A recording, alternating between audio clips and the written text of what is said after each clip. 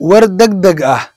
Faysal Cabdi Bootaan iyo maxaabiistii la xirneeday ee reer Somaliland ayaa lagu wadaa in saacadaha soo socdo xabsiga laga sii daayo. yaa ka shaqeeyay arrintan? maxaa ka jira in madaxweynaha Jamhuuriyadda Federaalka ah ee Soomaaliya iyo sidoo kale madaxweyne Ciro inay si weyn ugu shaqeynayaan in la soo daayo maxaabiista labada dhinac laga kala haysto? intaas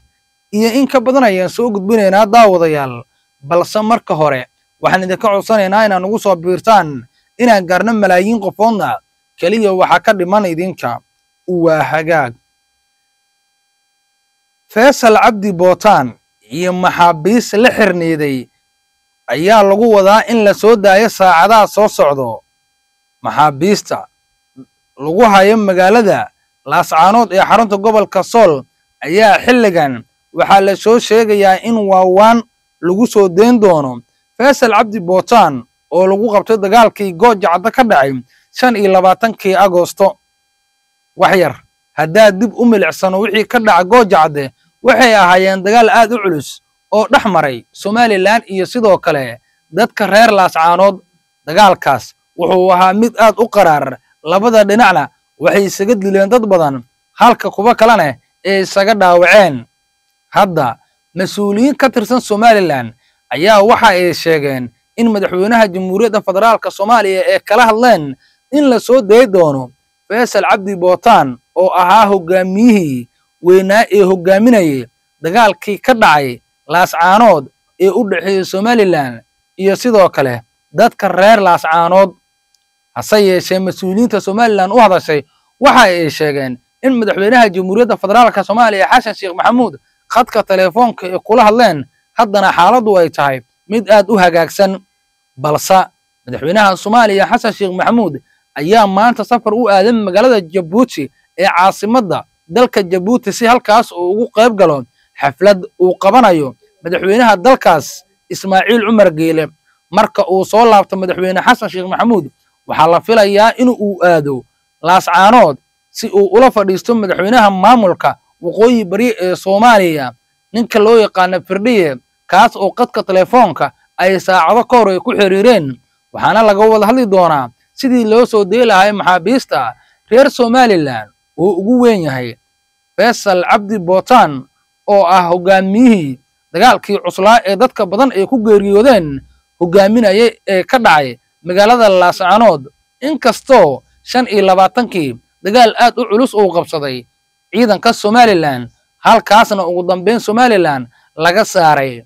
dhinaca kale Somaliland mas'uuliyiintu u hadashay waxa ay sheegeen in ay diyaar u yihiin in ay sii daayaan maxaabiista gacanta ay ku hayaan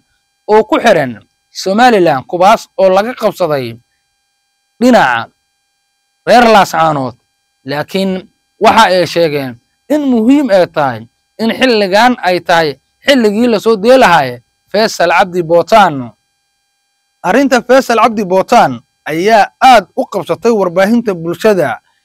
isagoo ah hogaamiyihii weynaa ee dagaalka hogaaminayay labada dhinacna saameyn ahaan markii la yiraahdo waa uu ka saameyn batay sababa la xiriira in dhowr jeer Faysal Cabdi Bootaan asagoo qudhiisa uu diiday in duqeynta laga joojiyo dadka ku nool Laascaanood. laakiin hadda wixii dhacay waa laga heshiiyey, dagaalkii Laascaanoodna waa lagu kala adkaaday, balse maxaabiista ayaa lagu wadaa in la isdhaafsado saacadaha soo socdo. inkastoo madaxweynaha Jamhuuriyadda Federaalka Soomaaliya oo qadka telefoonka si toos ah ula xiriiray madaxweyne Firdhiye oo ah hogaamiyaha maamulka waqooyi bari ee Soomaaliya, kaas oo dhowaan laga yagleelay dhinacaas.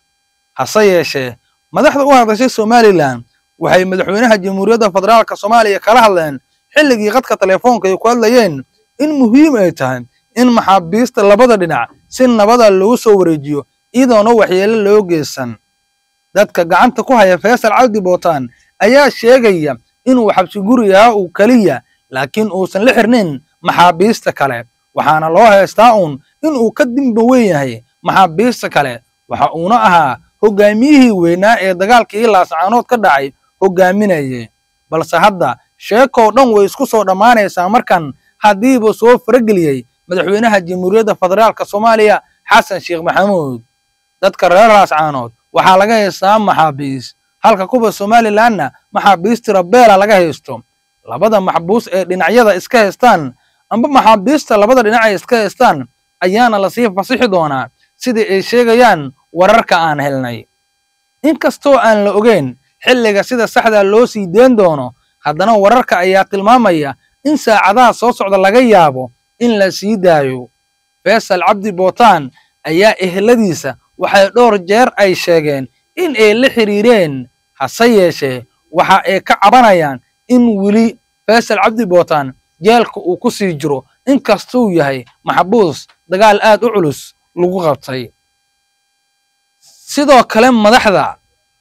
ka soo jeeda Somaliland ee sida hoose u hadashay ayaa sheegtay in dadaaladii ay wadeen ay soo dhamaadeen haddana la filayo in la soo daayo Faysal Cabdi Bootaan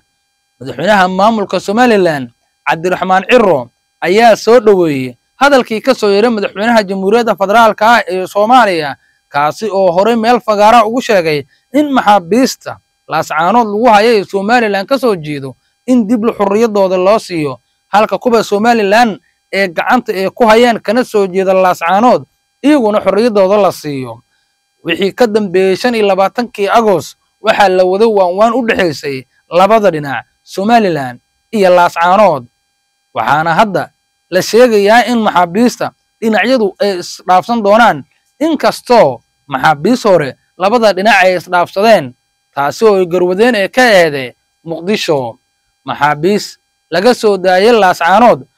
ee lagu qabtay dagaalkii Goojacde ayaa laga soo dejiyay magaalada Muqdisho ee caasimadda dalka kuwaas oo loo sii gudbiyay dhinaca Somaliland halka Somaliland iyagoo ku doodana ay soo daayeen maxaabiis ay ku qabteen dagaalkii Goojacde kuwaas oo iyaguna loo gudbiyay dhinaca Garowe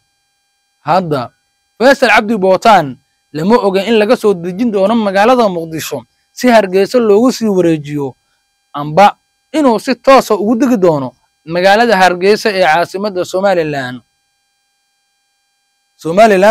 waxaa laga sugayaa iyada qudheeda maxaabiista ay hayso in ay Muqdisho ay keento si loogu wareejiyo maxaabiistii laga soo daayay amba maxaabiista laga soo deen doono magaalada Laascaanood ee xarunta gobolka Sool haddaba daawade sidee u aragtaa in xilligan la soo daayay Faysal Cabdi Bootaan kaas oo lagu qabtay dagaalkii Goojacde 25kii Agost aragtidaada nagula wadaag qaybta hoose commentiga share garee muuqaalka la wadaag saaxiibadaada gaarsii meel dheer nabadgelyo